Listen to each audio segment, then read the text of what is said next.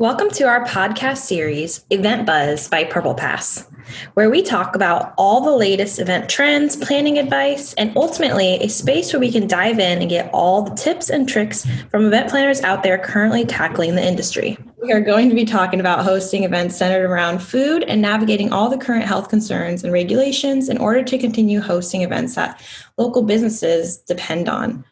We're talking about one of the top tourist destinations in San Diego, California, Little Italy. A brief intro, Little Italy. It's a quaint area filled with little cafes, restaurants, pubs, and just so much culture.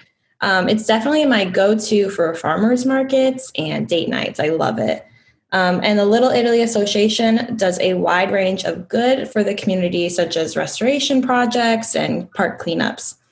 So I'm obviously really excited to be talking to you about Little Italy because it's just one of my favorite spots, but I'm going to go ahead and let you do the talking, Sandy, whenever you're ready. Thanks for joining us today, by the way. Well, thank you for inviting us. Yeah. So let's just start with a brief intro of your role with Little Italy and the events coming up, as well as anything else you might want to add about the association and what they do. So the Little Italy Association is a public benefit corporation, basically a nonprofit that sole purpose is the beautification, cleanliness, restoration of the beautiful neighborhood of Little Italy. And like you said, it is the dining destination in San Diego. What was once a very Italian neighborhood still has its Italian flair for sure with all the public art and such. But as a dining scene, I think we have, 3 top chef contestants in the neighborhood and some of the most highly acclaimed restaurants. And the variety is incredible, from Italian to Japanese to one of the most popular vegan restaurants in the country. So it's really fun to be a part of the neighborhood. We started an event called Taste of Little Italy 12 years ago, and it has always been an event that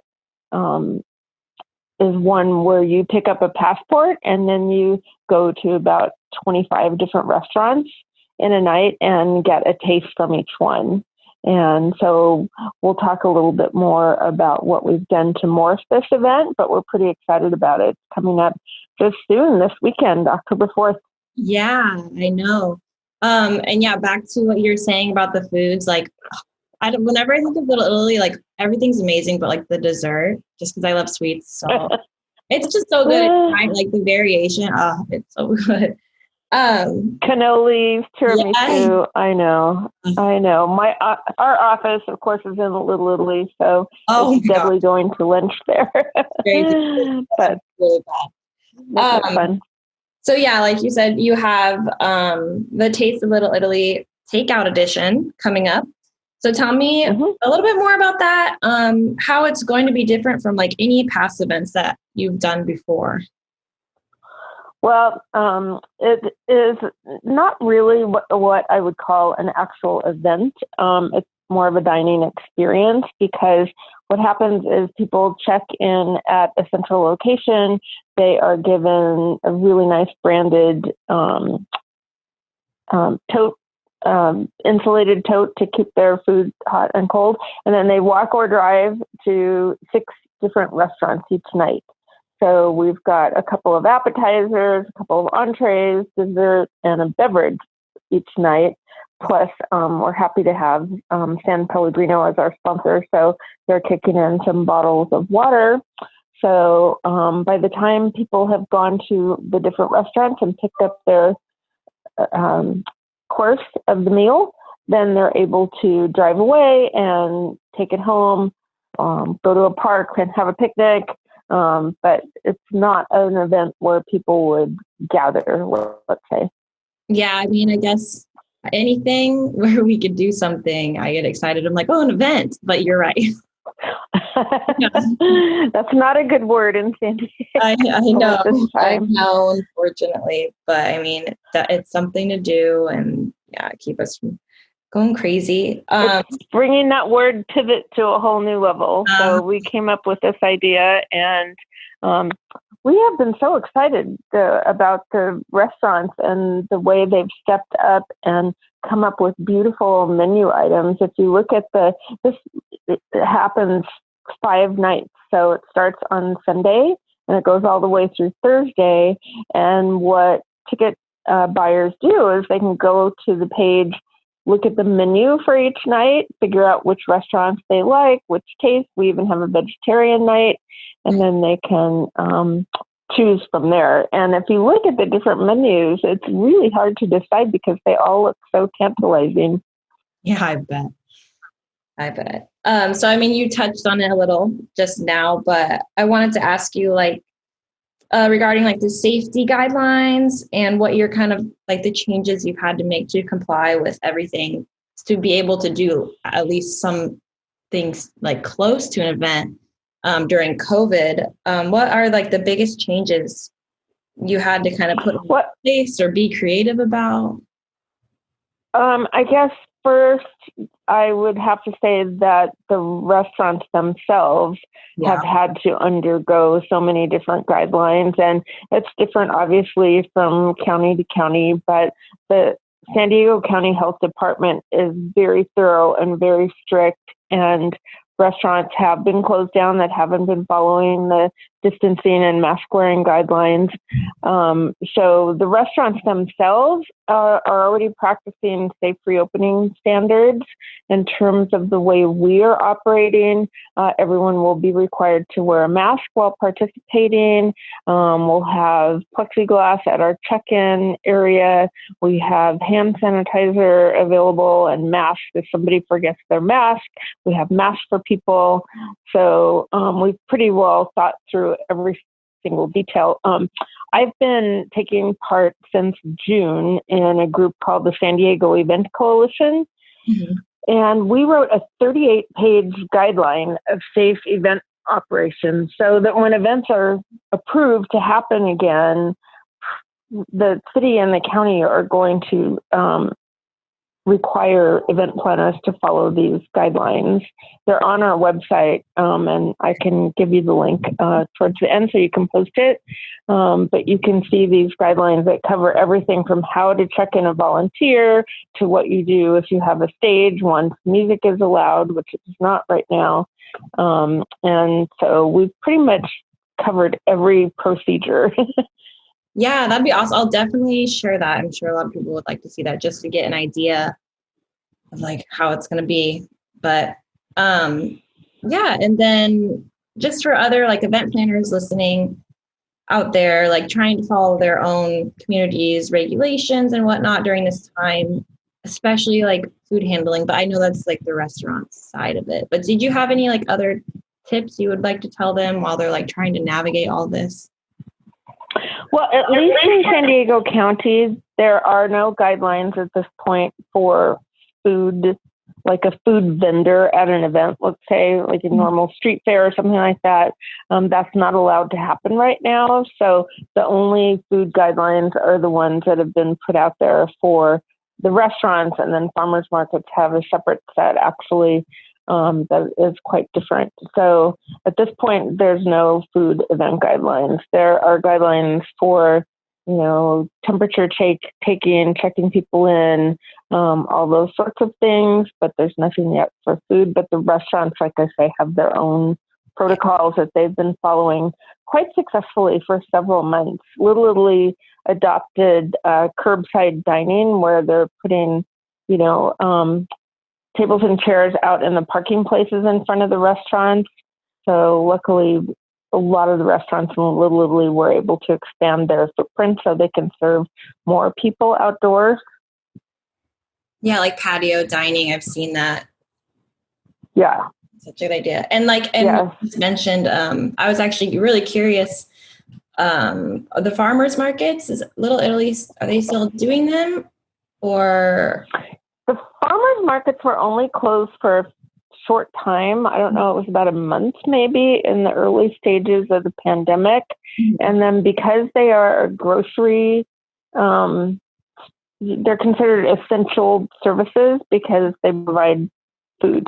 Yeah. And their standards are very strict. Only one-way traffic going in, going out. It was 15 feet apart in terms of separation between booths. They've lowered that now to, I believe, 8 feet between booths.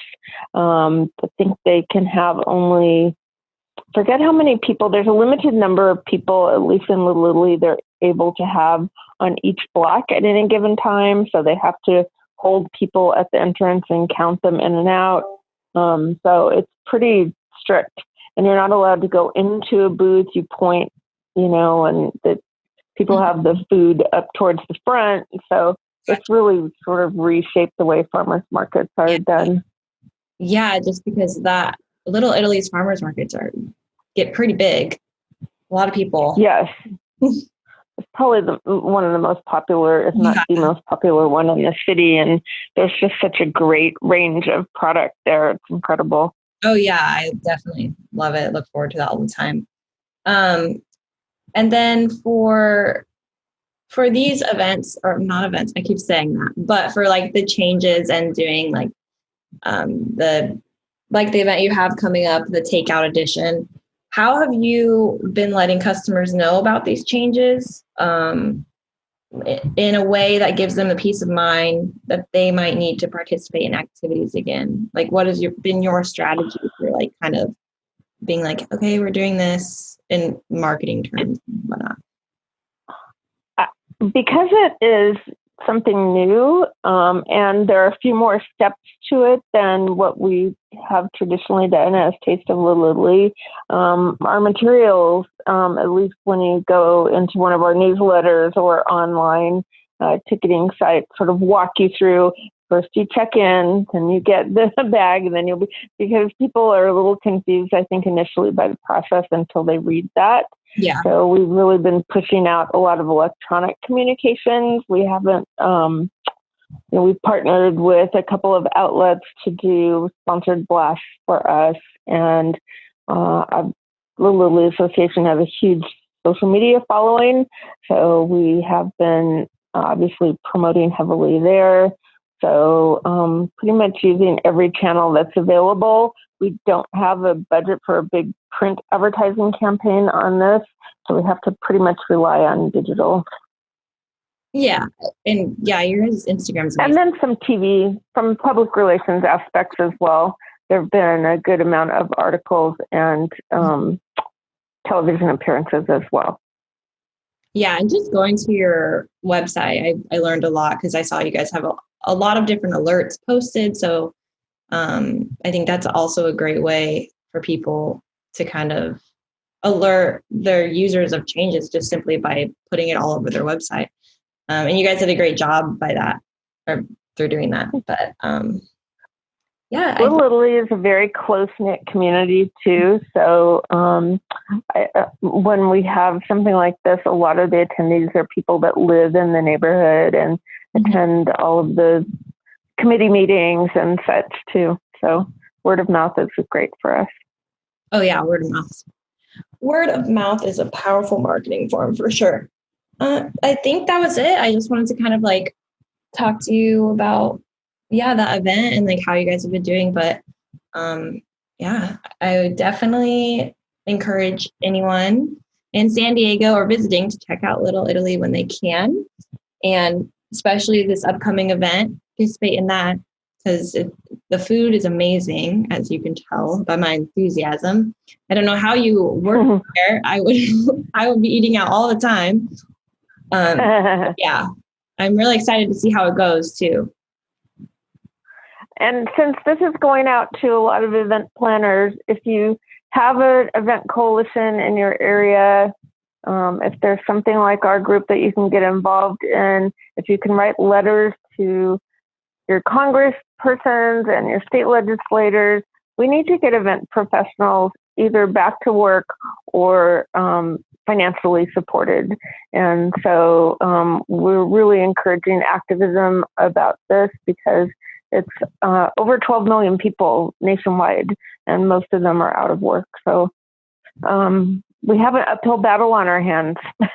Yeah, we do. And then you have the events that are linked to these local businesses that depend on them, like all these restaurants. It's crazy. Yeah, and my other hat is we produce fine art festivals. So our concern for the artists who have had nowhere to show their work is also something that is very much in the forefront of our minds. Oh yeah, the art walk. Yeah. Yes. Mm-hmm. Yeah, it's hard. I mean, the artists can sell online and Instagram, and there's all these different platforms, but it's a different experience being in person and actually having that platform. Yeah. That booth. Art online is difficult to really see. There have been so many times, because we look at art online all day, every day. Mm-hmm. There have been many times when I've seen the piece in person that I've only seen online in the past, and I'm very surprised at how different it might be, whether good or bad. It is a challenging sale to make online, I must say. You have no choice at this point but to reconfigure, rework. So we appreciate you spending time talking with us, and we hope everybody will get their tickets to Taste of Blue Lily. Yes, and I'll link everything wherever the video is. There'll be links right below it, so everyone does not have an excuse not to get their tickets. Okay.